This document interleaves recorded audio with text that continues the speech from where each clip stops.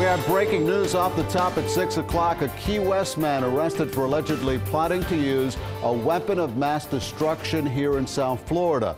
The man was taken into custody yesterday. Authorities say his potential target included a beach in Key West, 4th of July parties in Marathon, and possibly Miami Beach. CBS 4's Carrie Codd is live in downtown Miami, where that man is locked up right now, and he had a hearing today, right, Carrie? That's right, Elliot, and he'll be back in court next week for a bond hearing. The feds say Harlem Suarez made it known on Facebook that he wanted to attack targets in South Florida on and about July 4th in the name of ISIS.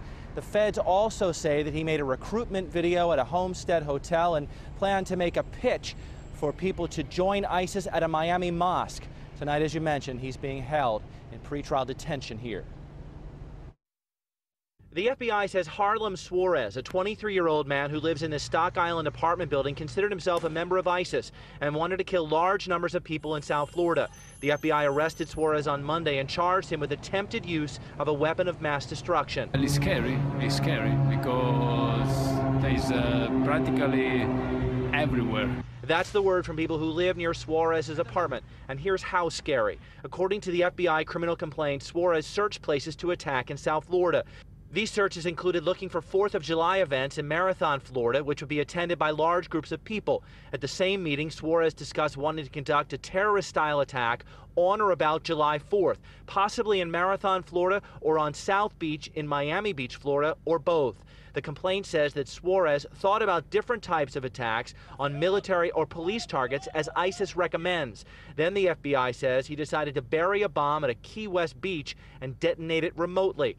During the meeting, which was consensually recorded, Suarez provided the 2 boxes of galvanized nails, a prepaid cellular telephone, and a backpack for use in construction of the bomb, the feds wrote. Suarez also provided $100 to the source to pay for its construction. The FBI says Suarez also discussed building bombs and putting them under police cars or at police officers' homes. Investigators say Suarez made a recruitment video for ISIS at a Homestead hotel room and even claimed to have reached out to the group but got no response from them on his desire to travel to Syria. Suarez's attorney says his client attended Key West High School but did not graduate. People who live near his family's apartment said they had little contact with him. I say hi sometimes, but he's not the kind of person that likes to talk to people and stuff like that. He's really weird. As I mentioned, Suarez is due back in court next week for a bond hearing. Federal prosecutors want him to remain locked up. I spoke to Suarez's attorney. He told me that Suarez is 23 years old, works at a crepe restaurant in the Keys, that his mother is a maid and his father drives a truck.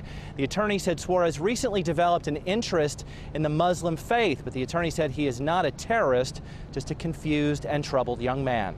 Live in Miami, Carrie Codd, CBS 4 News.